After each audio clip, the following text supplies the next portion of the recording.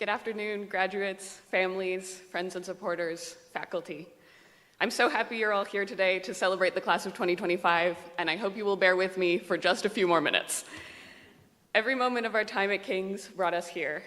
The academic joy when we learned something that reminded us why we came to university in the first place.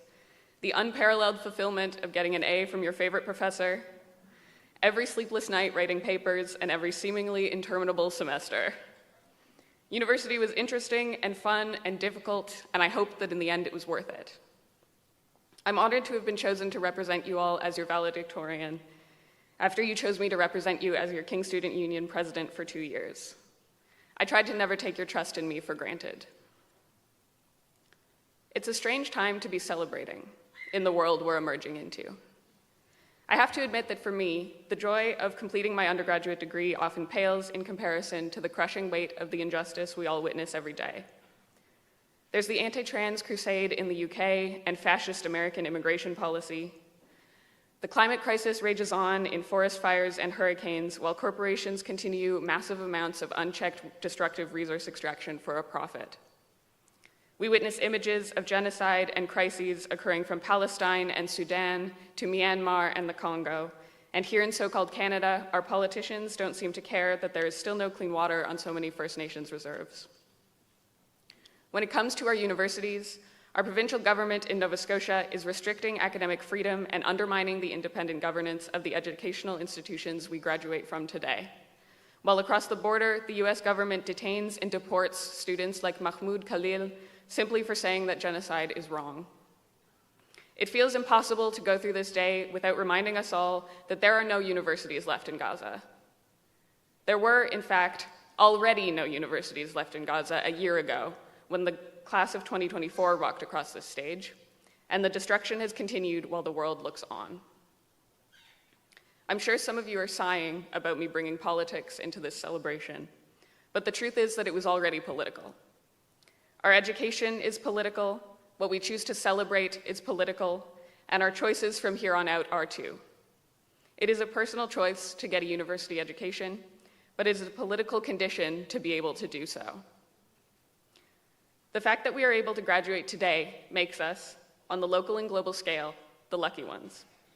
That's not to say it wasn't hard. It was hard for all of us, in 100 different ways, for 100 different reasons, none of which are minimized by acknowledging that we stand here in a privileged position. I keep asking myself, what do we do with that? How do we take that knowledge and find something to hope for, something to do that isn't turn away, isn't to retreat to our own comfort in willful ignorance?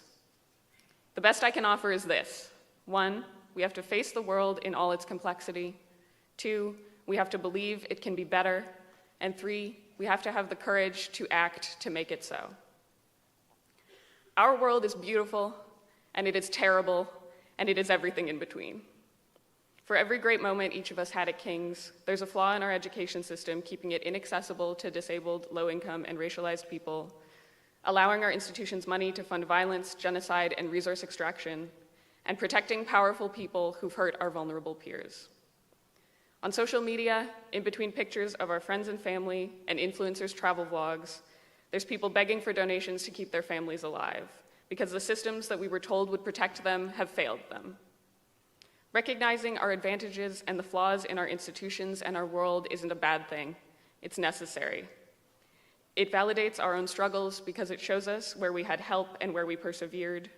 It helps us understand our place in the world, and it shows us the tools we can use to help ourselves and each other. It can also be horribly discouraging to always be looking around the corner for the bad part. Hope, too, then, is necessary. It's important to notice the people in your community who dedicate themselves to making justice a reality.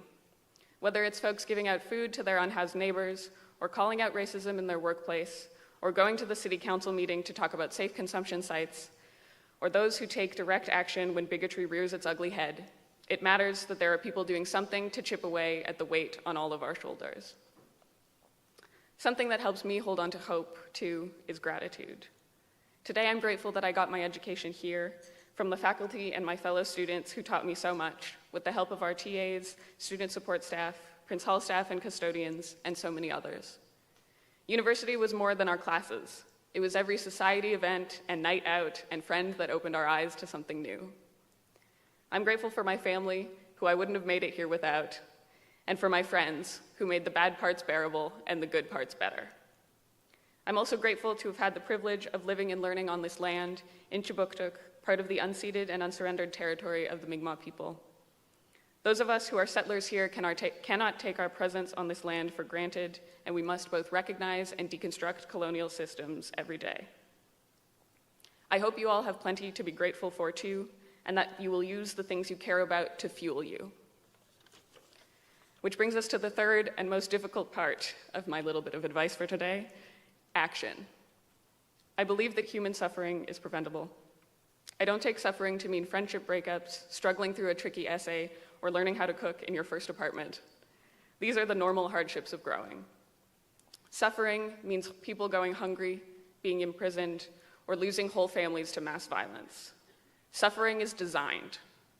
It is the result of structural violence, and the powers that benefit from it are the ones who will try to convince you otherwise. They will tell you that as long as it is someone else who is suffering, you should let it happen, because it needs to happen, because there's simply nothing anyone can do. This is always a lie. It's easy to brush off an accusation of complicity in someone else's suffering by gesturing to those who are more powerful than you. It is true that many of us are beholden to higher powers of government and industry, structures that dwarf us in size and scope.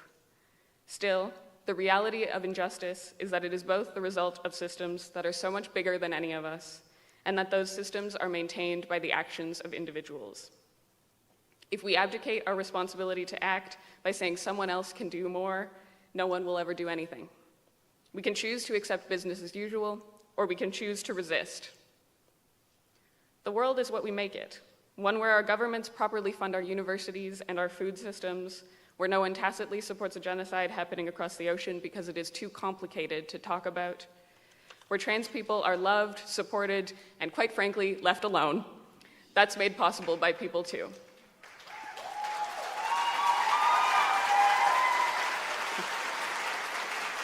I get it. It's tempting to put your head down and make as little trouble as possible amidst the skyrocketing cost of living, the global rise of fascism, and an ever-present underlying fear. It's hard to find time and energy to do anything but work to survive and try to escape the real world in your free time. But if there's anything I learned while at King's, it's that contributing to your community is the only way to make the world better. Collective effort for good is, in my experience, the best way to find meaning and friendship and hope.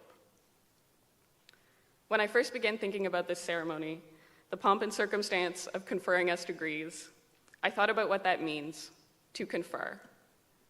The word confer can mean to bestow, as we are given degrees today, in recognition of our hard work.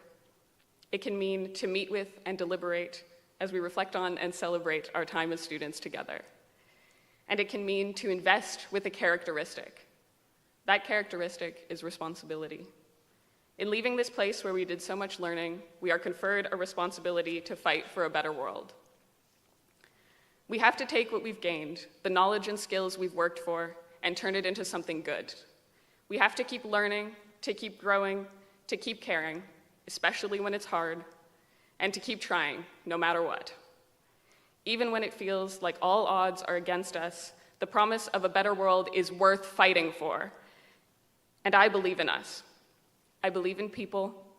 I believe that we changed each other for the better here at King's, and that we can likewise change the world.